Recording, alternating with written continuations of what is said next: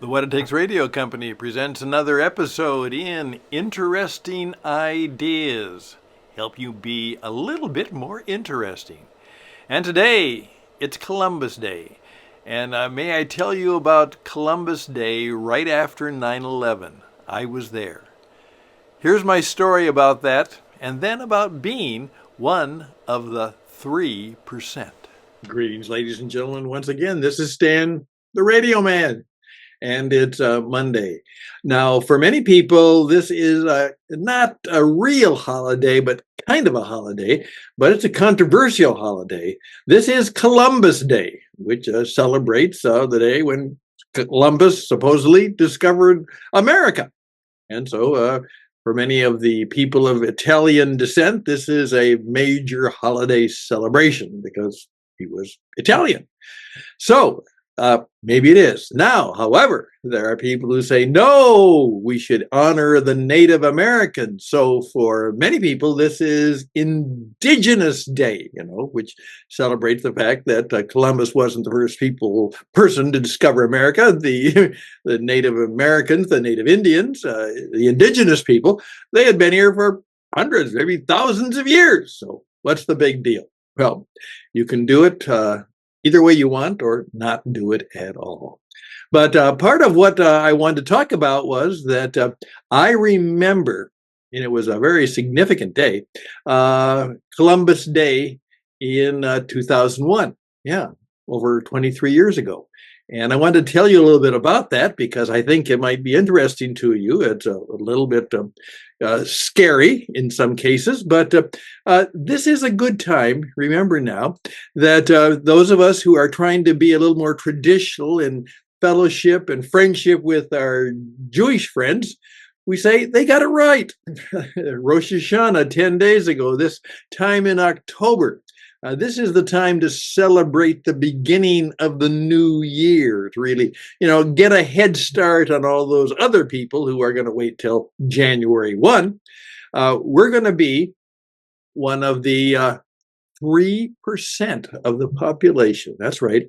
We're going to aspire to be one of the 3% of the population who are going to make it a different and better year. So that's what I would like to spend a few minutes talking about. Now, before I do that, though, I want to tell you that my Columbus Day story was that I had at that time, and still do, a young daughter. She's not as young anymore, but who was living in New York City. And on, September 11th, 2001, she was there when the attack took place, right there in Manhattan, the whole deal. And so I'm going to tell you a little bit about that, and then about what happened when I came in with my wife Karen to visit her about 3 weeks later. And it just turned out that one of those days was Columbus Day, and we had a rather unique thing happen to us, and also a sad thing to see. So if you'll give me a little time on this Monday Meets the Marketplace evening, we can perhaps talk about that too. And maybe a note of gratitude, and obviously a note of remembrance for those who perished at that time. Tragic day. 3%. Now, I've been known as the 3% guy for many, many years because many years ago, one of my mentors helped me discover this great truth that, in effect, only 3% of the population are fully prepared to make a difference in their lives. Only 3%. Now, I just also received today from one of my friends and former students, and now he's kind of a mentor of mine too, Joe Pine, who's writing a book on transformations. And he is discussing the different ways that people can change and transform their lives because they have high aspirations. And I thought about that because, what is true is that that's exactly what the 3% was all about, is that most people really don't know what they want in life. their aspirations are fuzzy, cloudy, foggy, or non-existent. They're kind of just hoping things will be better. Oh, they're going to get a start, the proverbial people where I'm going to lose weight and I'm going to do this and I'm going to do that. And of course, most of the resolutions and goals and aspirations don't make it past the third week. Then they're no longer a 3%er. And most of them, by the third month, it's all back. And they're doing exactly what they've been doing before and dealing with the day. So I'm just put my 3% up there because I have always been known as someone who is encouraging you. And we have a workshop. What do I call it, a workshop? It's a coaching experience to help you figure out how to truly turn your aspirations into actions, which will turn into achievements. You actually get something done. You achieve something. You accomplish something. Aspirations, action, achievements, good stuff. And we can help you do that. And my friend Joe and I, we have ways to guide you from aspirations. And it'll take a while to even get to aspiration and then get to action and then get to achievement and then to accomplishment. And maybe you will be very different. As one of my friends said, everybody changes somewhat. Sometimes it's not a good change, but we all change because things change. But the point is, do you not only change, but do you become different? And not different by degree, but maybe even different in kind and identity. You truly are different. Well, this is kind of the first day of really rambling into the new year, so I thought I would give you that encouragement. Actually, what happened, I remember Columbus Day so well because my daughter, Megan, she had aspirations. As soon as she graduated from the University of Minnesota, she had been a book reader and all her life. She grew up without television because we didn't live where there was any television. And so she read books and she loved books and she worked at a bookstore. And as soon as she graduated from the University of Minnesota, she said, I want to be a writer.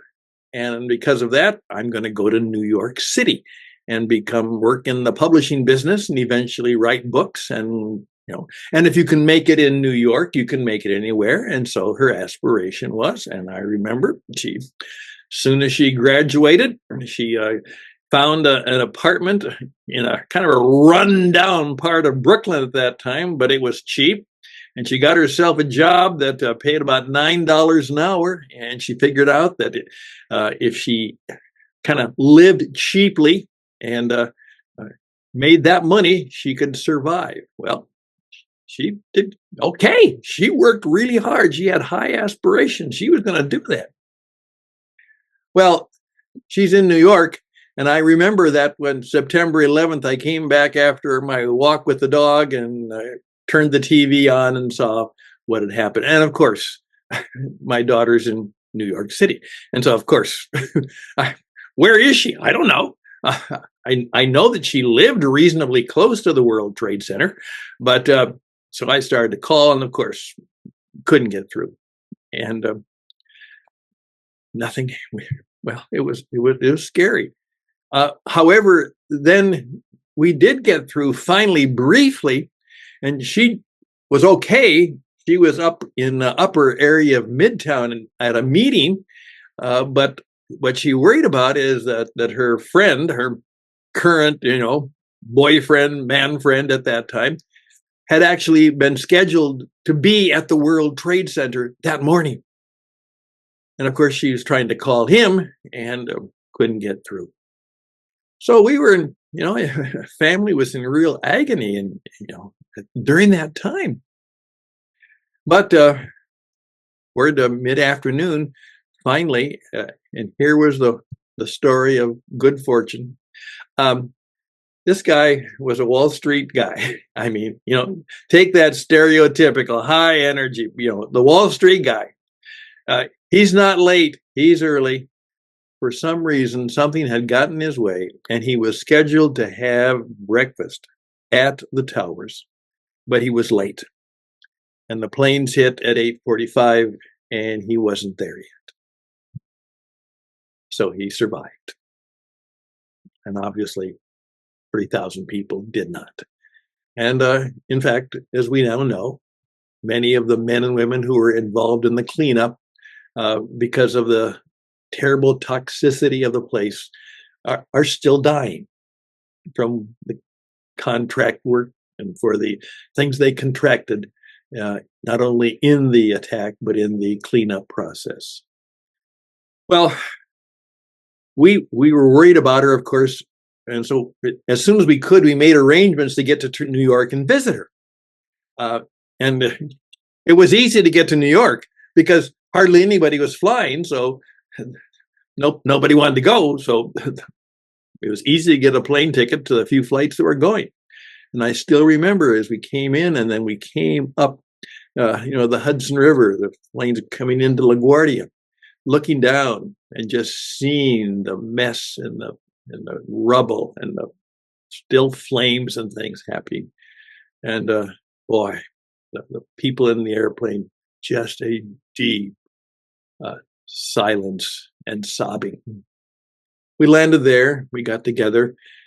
The later rumor was that on top of the little apartment building that she lived, that somebody had actually found a passport, and that it was actually the passport of the Muhammad Atta, who had been the terrorist pilot of the plane that had gone into the World Trade Center. There was, of course, debris all over New York City, not only from the crash, but then when the buildings came down, it was terrible. Well, there we are 3 weeks later, and they're putting pieces back together again. And they determined to have the Columbus Day parade. Let's just do it. And we were there and watching it. And then all of a sudden, it's Rudy Giuliani, who was the big hero, the mayor of New York City, came up and he was marching. And for some reason, he started to come over to the people. And Karen and I were standing there, and he came right up to us and shook our hand, and we, congratulated him, oh, bless him. And I don't know why. He just did other people, but there he was. He just shook hands with us and, prayed for him. And, oh, great. I don't know why, but he did. But it was quite a memory of it. Now, what made it even stranger was about 3 weeks later, we actually were in a national magazine. There were pictures taken of that parade, and there I am right in one of the pictures that were shown on the national magazine of Rudy Giuliani greeting the people in New York City. Well, those were deep memories, and we celebrated the fact that we had been fortunate that dear Megan was okay. However, I still remember there were pictures all over New York City, because it was only 3 weeks afterwards. Posters where people had put up with pictures of relatives. Have you seen? Again, hardly any bodies were recovered. And they had no way of knowing. Just they were gone. They were gone.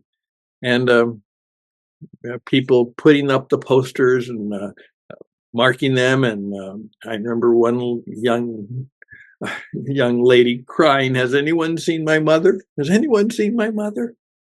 And another lady crying, "Has anyone seen my daughter? Has anyone seen my daughter?" As she stood by the picture. And there were all kinds of pictures like that. And so that was kind of the age of beginning of terrorism. We were there, and we were glad that, in effect, that our Daughter was fine, and we are very, very grateful. And so that was our experience on a very memorable Columbus Day. And so obviously the day cannot pass without a remembrance of that, but also to remember that we need to be grateful for the tragedy that did not befall us. But I'm reminded of the people that we should think about and pray about. To, of course, many, many, many people suffer to this day as a result of what happened shortly after Columbus Day 2001. Well, that's kind of my story, but I just wanted to point out that, in effect, it is the start, just like everything else. We're going through a lot of different problems, chaos, and uncertainties in our world today. It's still a very difficult place. But I simply encourage you to take that idea of high aspirations seriously. There is so much that is out of our control, certainly. But there is a certain amount of what we can do at this particular time to work toward, pray toward, find ways of aspiring, having high aspirations for the year before us. I also ran across something that was very interesting, because a number of years ago I was asked to do a program reporting on some of the Jewish beliefs, because this was, this is the time of the Jewish New Year, and about how we should look forward to the year and how we should perhaps have a faith and encouragement. And the one guy who had asked me to do the script for him, I remember one of his messages was, he says, "Don't ask God for money." He said, "God doesn't have any money. There's no money there. Doesn't have any money. So he can't give you any money. So don't ask for any money." He said, "What you should ask for always is ask God for wisdom. Ask him for wisdom. Ask him or her for wisdom." That's what we're challenged to do. Is if we ask for wisdom, many of the things that we need to know and do may come to us if we have that wisdom. And perhaps we will also discover that we might even be better at making money ourselves, or attracting money, or working hard to bring more money and good things into our lives with hard work and high aspirations. And perhaps we just simply ask for the wisdom to know how to do what we are called and what we should do.